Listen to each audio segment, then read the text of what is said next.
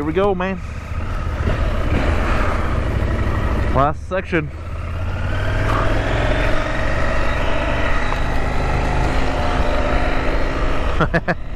That's so weird, dude. Little temporary car wash in the middle of the damn street.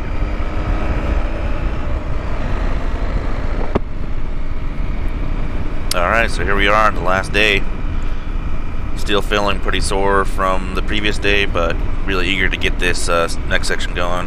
We had a really good breakfast set up by the organizer in the morning. A nice little talk about the route coming up here. Long straightaways, and some of the sections do have some pretty bad washouts, so he did warn us about that. This first section here, though, is pretty straight on this really big, wide dirt road. So I just really cruise. I cruise and try to get ahead of as many people as I can, just to get some good footage of all the people here. As I thought it would be. But it's pretty fun. Really fun to see just, you know, the 890 be able to push through this stuff. This is what it, not just what it strives on, but what it does so well on is just, you know, these dirt roads. I did get a pretty good night's sleep though. Be able to go definitely helped out. way faster than, you know, the dirt bikes can. Is that why you jumped in the shower, to help wake you up a little bit? Still being cautious of the traffic that potentially could come down the road, so keep an eye on the left side as much as I can.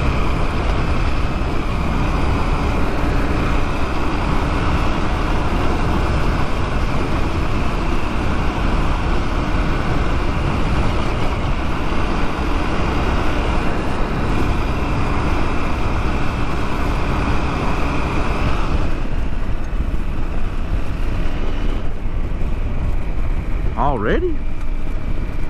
No way. So we did make some nicknames for people because we didn't spend a whole lot of time when we got back on the you know, day one, day two, just chit chat with everybody. So we just kind of made nicknames for everybody. Those guys, we called them the Lost Boys because, you know, they were always having issues with their that was pretty GPS. Deep travel right there. Holy shit! But they were the ones, if you noticed on I think day two when we got to Cullen Pass. They kept getting, we kept passing them up and wondering how the heck they got behind us. Well, they would take the wrong turn and we would always pass them up, and so we just came up with the nickname for them guys to be the Lost Boys.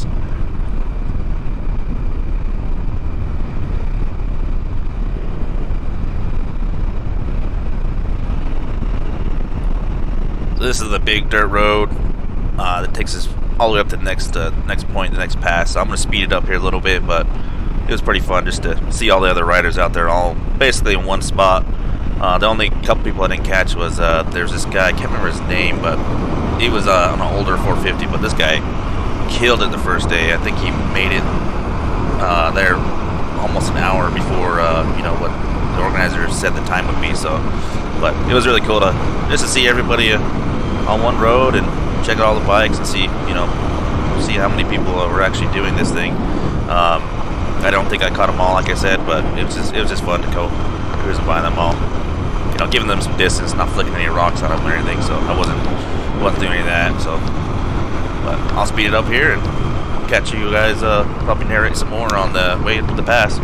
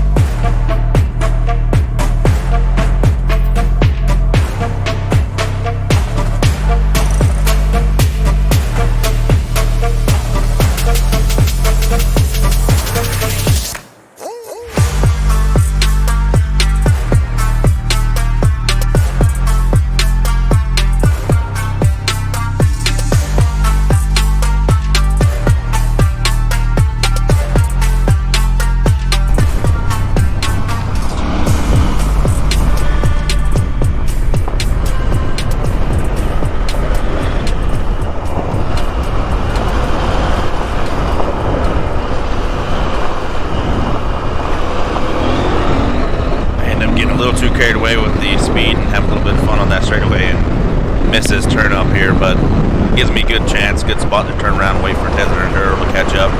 But that was fun just to see everybody on the road, same place. There it is.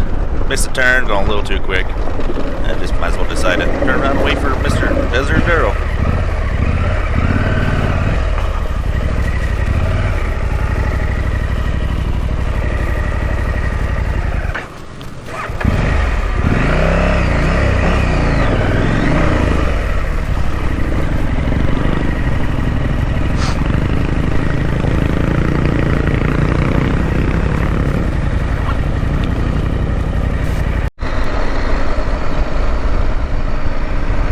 Yeah, these side-by-sides rip this trail up, huh? So here's the start of the next little trail here that I missed, but back into the riverbed, dealing with these this chop that the side-by-side's great, but it wasn't nearly as bad on this first section here as it was going on that first or that second day after McClellan Pass.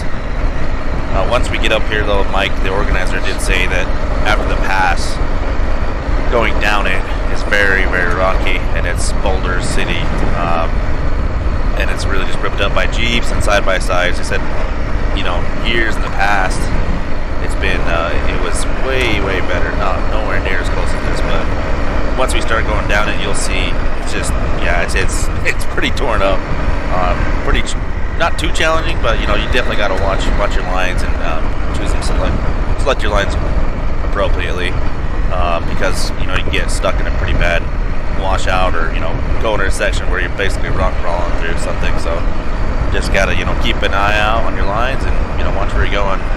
There's a couple sections where, you know, I almost lose it, and then Desert Enduro gets flung into the brush too by a few rocks. So, but you know, fatigue kind of setting in a little bit too. You know, from starting out with the breakfast in the morning felt really good, but until we start hitting this stuff, it just came right back on us. Starting to feel that fatigue again. Some cool rock formations in here, huh? It's like, how does that one rock in the middle just get there like that? That's crazy.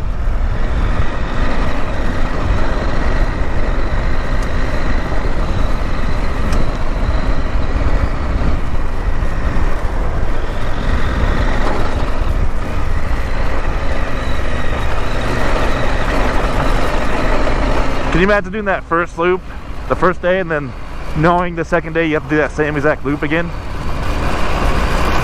That'd be terrible. Yeah. Yeah, Mike did say that in years past, this pass has been so washed out and basically unrideable, so you'd have to basically do the first section we did, or the second section we did on day 2. You come to Pahrump, and then you just turn around and do that same exact route again. So I'm really happy that we didn't have to do that again. I'll just say, I think this section here and the Mountain Springs area of the Sport 300 is probably the most enjoyable section here. Just the way the trails are, the fun. You know, they're not too challenging, but scenery's nice. The trails are not completely trash, but you know, it's just fun to go through. I don't know, and it really reminds me of, you know, back home, some of the trails we have up here too, minus all the washouts, but really, really fun. I really enjoyed this section along with the Mountain Springs area, which in fact I'm pretty sure we're still in Mountain Springs when we get up here.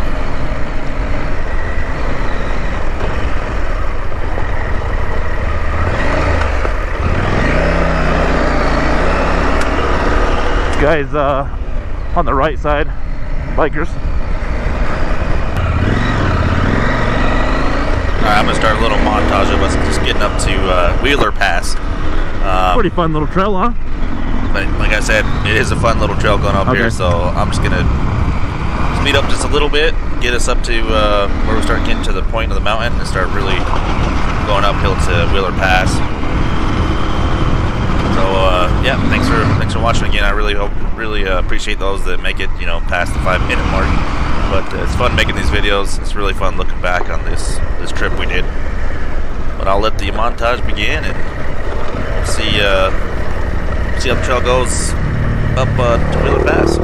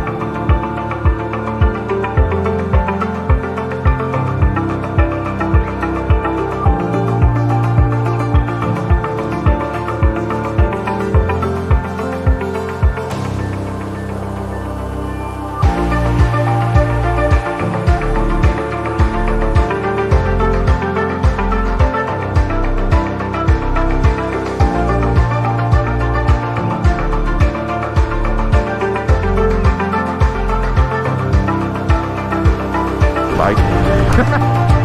That's a temporary fix, bud.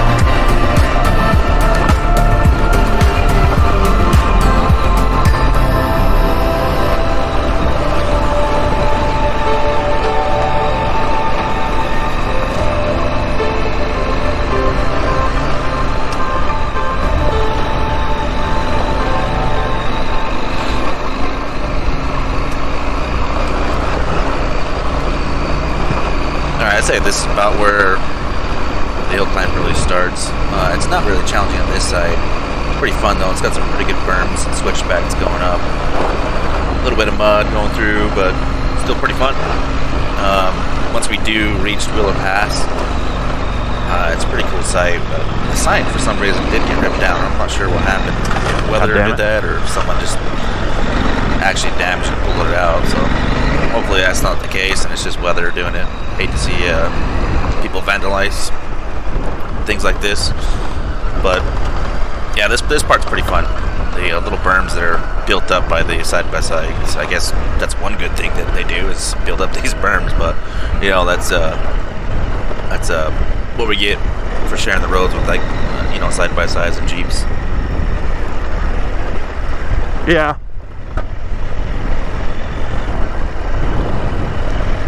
They have like two versions of it, like they have the Africa touring one, which is the one he has, that has like the automatic and all that shit.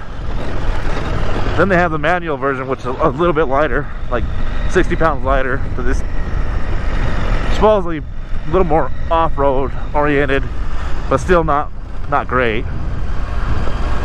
They're just too heavy, dude. They're like 550 pounds. Then his is like almost 600, I think. Here we are talking about the one of the guys that has an Africa Twin. His nickname of course, is African Twin guy. That was a fast berm.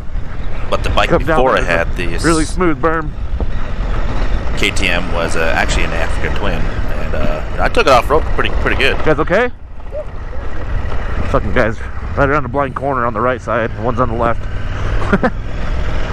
But I did notice as soon as I got on this KTM 890, the pounds Little muddy, difference bro. between Not liking the look that of bike and the bike I'm currently riding now. It definitely helped out, especially even the suspension of the 890 is just crazy.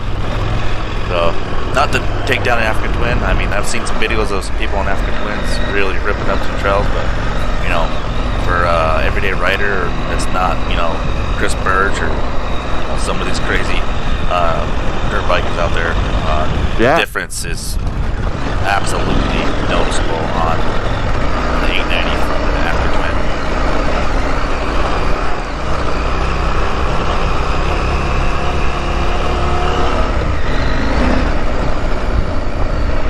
Now you can see these big berms that have been developed over time. I didn't really go too quick over them just because, you know, I did notice some of these bikers were stopping, either, you know, adjusting equipment or checking their GPS or something. So I didn't really want to just fly around these corners and, you know, potentially run into one of them. So I was just cruising along, just enjoying the ride. Not pushing too hard, but still trying to have fun. Again, you know, this is the final day, so, you know, we're pretty beat up from that second day. So just riding along, sitting down, being lazy, not really doing the best on form. But some of that stuff does catch up to me on, you know, going down the other side. You know, I just about take it down.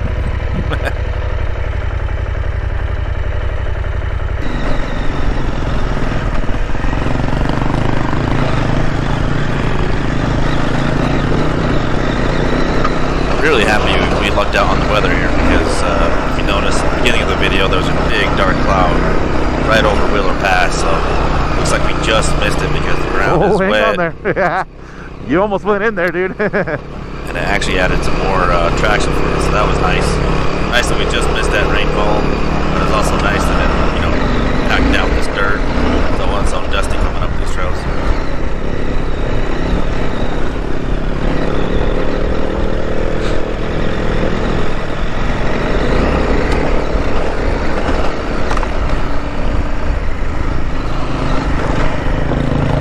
Sit to the right, don't matter, huh? Goes the same way.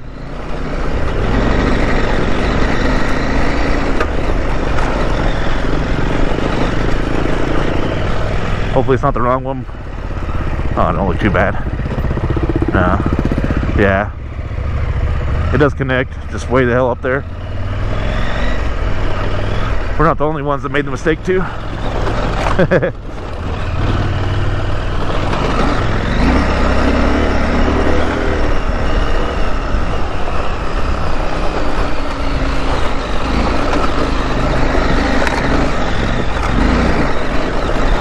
God damn, it's rocky. Loose rock. Yeah, it's rocky on this side, but wait until you get on the other side.